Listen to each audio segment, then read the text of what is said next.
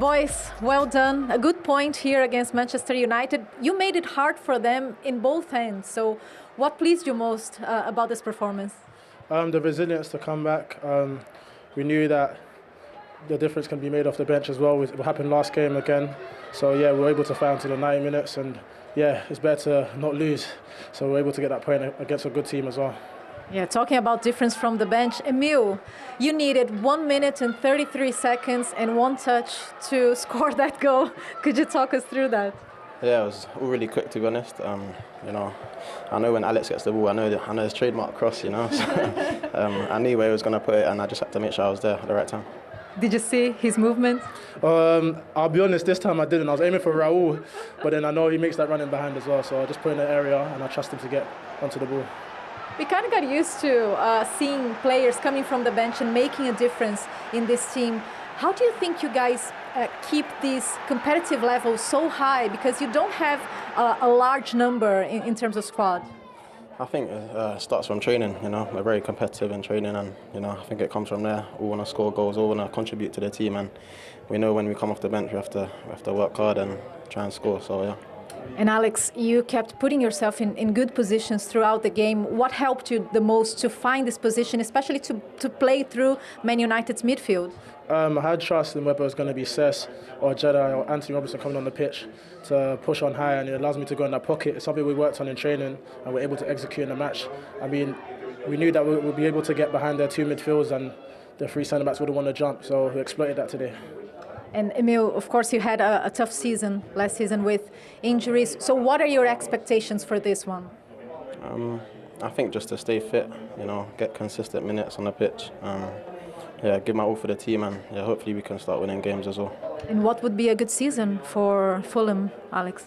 To get more points than we did last season. I mean, we broke the record, so we aim to break it again and hopefully challenge for a European spot.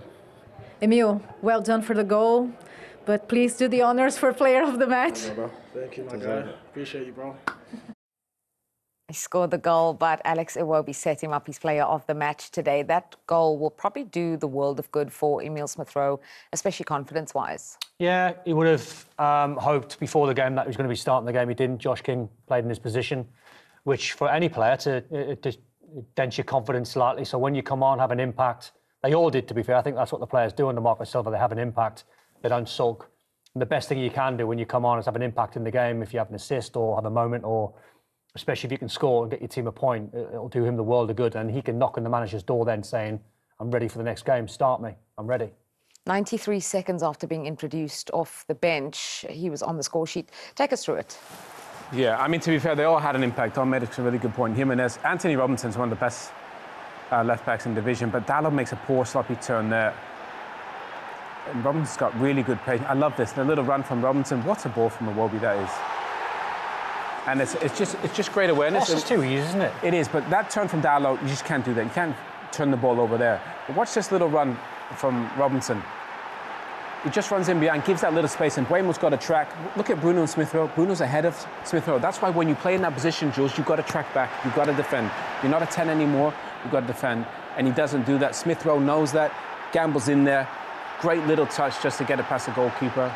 And they deserve that. He's a smart player, Smith-Rowe. He's just got to stay healthy. That's the negative side as well. If you're going to play Bruno Fernandes deeper, who is very offensive and a brilliant footballer, technically fantastic, pick a pass, score a goal, got great vision. If you're going to play him as a number 8, it takes a lot away from his game. And Smith-Rowe recognised that Bruno Fernandes was in the right position, but he looked at his goalkeeper, completely switched off, and Smith-Rowe knew exactly what Bruno Fernandes was thinking. He was thinking, if my goalkeeper gets it, I might be able to cheat, I might be able to have a little bit of space to play in. And it cost him because he didn't track the runner. That's what you get when you drop a number 10 back into a number 8 position. It's difficult for them boys because they're so offensive. As you mentioned, and we were just showing you there, that 17 last season and now up to 19 since the start of last season. That's goals scored by substitutes for Fulham. They clearly have a knack for it. How does Marco Silva do it? What do you think? Well, that's why the owner said, I'm not going to buy you any more players because you've got so many good ones coming from the bench. I mean, that's an amazing stat. You know, having the opportunity to bring players from the bench can impact. We said before, you know, what they had, Traore, Jimenez, Harry Wilson had a big impact on the game. They've got Robinson, I think, is easily one of the best left backs in the division. He looked fantastic when he came on. So they have options, and that's a huge plus for a manager. That's an ability from the manager to keep players on the bench happy. And that's not an easy skill because we've been pros and we know what it's like when you get dropped. I bet you moaned like mad. Oh, unbelievable. Yeah, I was. Friday I was the worst. Our manager used to name the team on a Friday and wasn't in. I sulked all Friday night because that's what can happen. But then you get your head on and then you have an impact or try to because of your teammates on a Saturday. So it's a skill from a manager when you're picking a team and picking a squad to make sure the most important guys are the guys on the bench ready to go when they get brought on. The 11 takes care of itself. Once tactically you put them in the positions and the games that they've played in, it's the skill to having the guys on the bench with the right attitude, and that's what he's got. Yeah, fascinating point made by you there, of course, skill from the manager and that equaliser, wonderful, we've gone through it. But let's look at the goal from Manchester United that gave them the lead. And given what we'd said about the goalkeeper, their goalkeeper and corners, actually interesting, they scored from a corner. Well, first of all, it's a fabulous ball in from Guillermo. He puts it into an absolute perfect area. But that looks like a push from Euro on Bassi because in the end, that space that he creates, which is probably a yard, I know it's not a huge push, it's enough. It's a yard and it allows Euro to get a free header. Obviously, it takes a deflection of Muniz, I think, and he ends up being an own goal because it was probably going wide. But that, I think, at any level of football is a push. And I think Don made a really good point at halftime about the penalty. Consistency is the most important thing. Just whatever you're going to blow, just be consistent about it. We'll see that given, we'll see it not, and I think that's a frustrating thing. See, we had a little bit of fun with the manuals before, but I'd be fascinated to see why the referee, why they haven't come up with any other conclusion that's a foul. If they say insufficient push to try and create that half a yard, they're wrong because Euro clearly pushes. We've all done it. We've been on the end of it when someone pushes in the back. It knocks your balance. It knocks your positional out by a yard. We've also been an offender where you push someone in the back to try and create half a yard. That is 100% a foul from Euro. There's not even a debate. It can't be any other than a Fulham free kick. The official word is no significant impact. It's not true. How can that be true?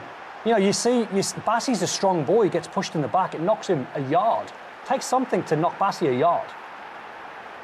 Yeah, I don't know.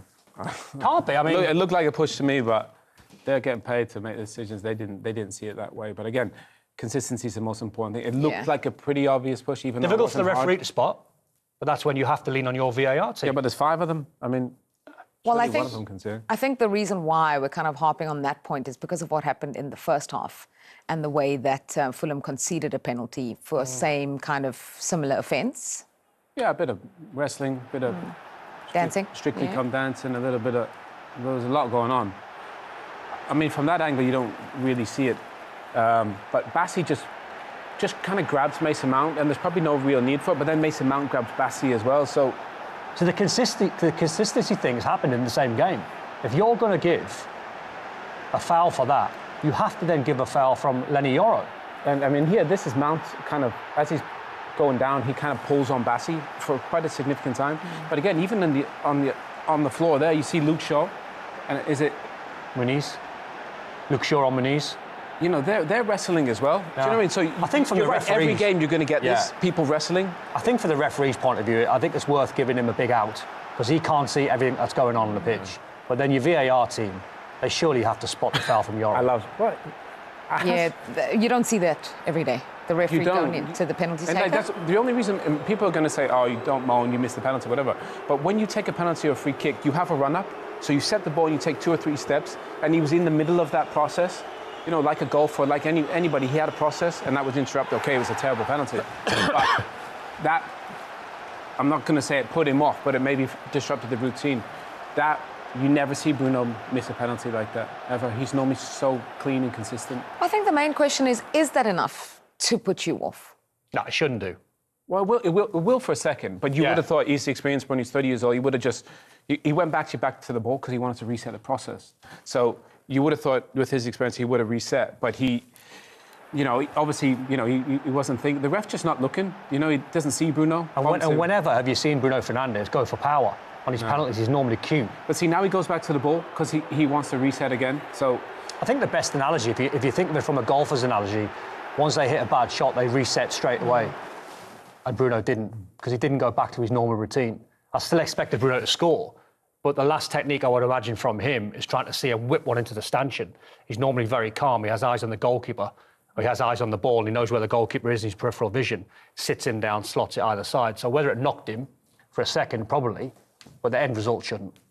Yeah, he was talking to the referee at the start of the second half, remember, probably saying something about that. I guess we'll never know. What we do know is that we will get more post-match reactions from Craven Cottage after Fulham. You looked frustrated during many moments in the match. What frustrated you the most about the performance? No, it was. I think we can do better, but we are putting the effort. So that is the most important thing for me.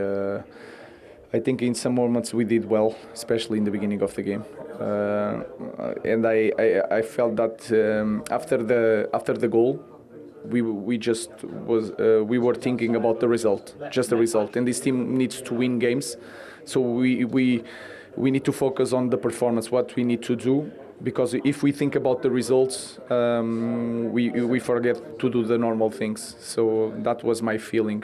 We were okay until the goal. We scored a goal, and we should do the opposite. So have more possessions, push more the opponent, and I think we were not smart in that moment. Do you think then the main challenge is to keep that urgency, that mentality of not only the result, but also how do you push that into the players? No, it's just we have to think in this moment. We need to think about the performance. Of course, I'm not crazy. I know what is the feeling of a player that plays in the team that has to win every match, but I felt that in the past. I don't feel lack of urgency in this moment. What I felt is that we missed the penalty, we missed some chances, and then we score, and I have the feeling that the team was, now we have to defend this goal, and that is not lack of urgency, it's maybe urgency in the opposite side. So we just need to focus on our movements, the way we have to play the game until the end. What stands out for me from that interview is that he said they scored, and then he felt as if they felt, the players, that they need to defend that lead. Probably because I think after finishing, 15th last season, they want to find a win game. So you get ahead, and then you think, all right, maybe we'll find a way to protect this. But for the first 15, 20 minutes, I thought they played fantastic. Couldn't you have 3 huge opportunities? And that's because they just played, focused on how they want to play. Mason Mount got in some good positions. And then they scored, and then they just dropped off. And Fulham controlled the game. And if that game would have gone on any longer, Fulham probably could have won it. So I think in that sense, he nailed it, Rúben, and he's spot on in his analysis of the game. They kind of stopped playing, allowed Fulham back into the game when they should have just gone and tried to win the game and get a second goal. Does that speak to the fact that they've won only once in their last 11 league games going back to last season? Yeah. And as he said, when they scored the goal, they were already thinking about the result. 5 wins in 24 as well in the league. He's trying to change the culture. The players that he's brought in are very, very good signings. The likes of Cunha, the likes of Mbeumo, they will change things. My worry watching that Man United second half performance is how they drifted out of the game. That's when you're looking for your players who have an impact to produce a moment, to run hard, to try and get on the ball, create things. I think the effort was there in general. I think he's spot on in his analysis there, Rúben Amorim. But I've tipped Man United to finish 6th. I thought the improvements would be a little bit sharper and a little bit better. I know it's only 2 games in, and I said before kick-off today, the performance when you play first day of the season against Arsenal at home, the adrenaline's there. First game of the season, everyone's on a high. You can perform. And they should have got something out of the game. The acid test for Man United to see where they're going to be at the end of the season was today.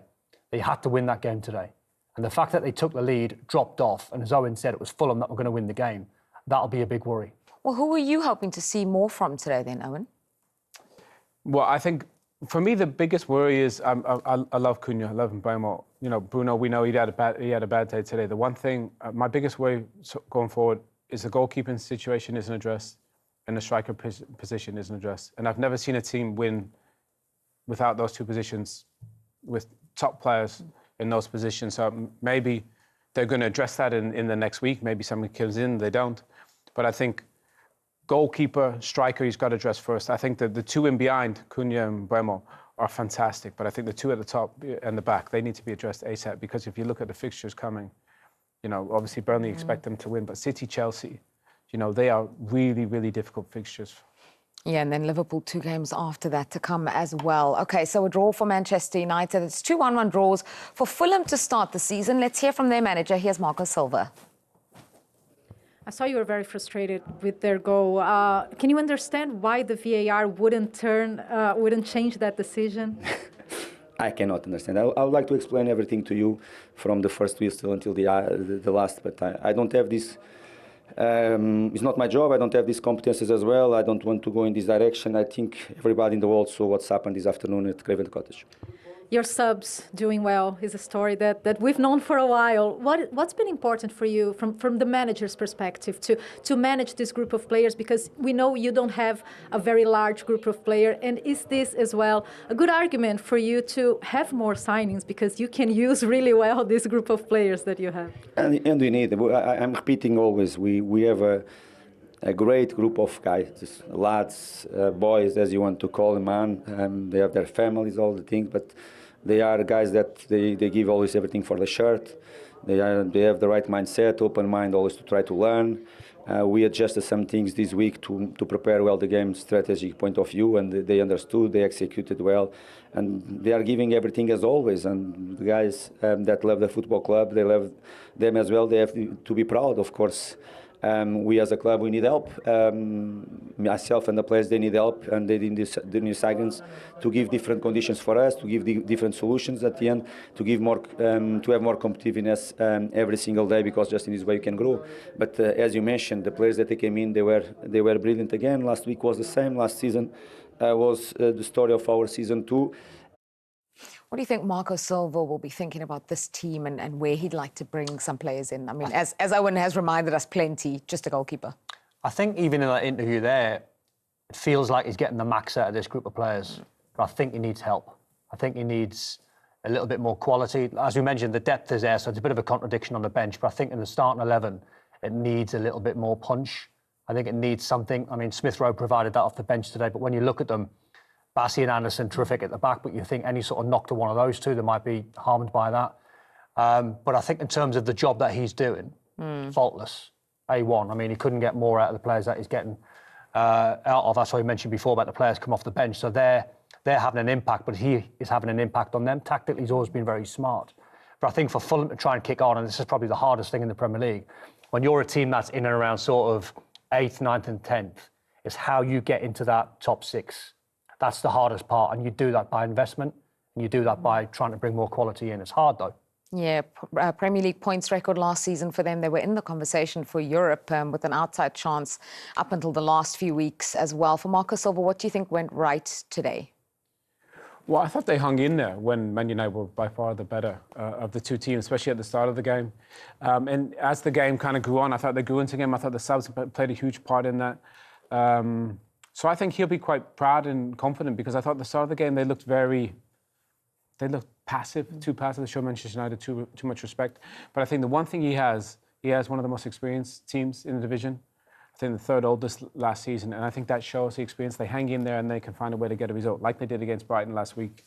But I just feel like they need maybe another winger, a bit of firepower. I love Robinson and Iwobi kind of on that left channel. I think two exceptional athletes that get up and down and complement each other well, but maybe somebody off that right-hand side that can maybe score some goals. And the biggest compliment as well, I think he knows, because of the manager that he is and the group of players that he's assembled, this Fulham team won't go under. I don't think we'll see them get done 4, 5 and 6. They're not a type of side. They're hard workers. They're very honest. And I think you look at this group of players, and when it's going bad, as in the first 15 minutes, they've got the ability to stick together and ride through minutes in the game.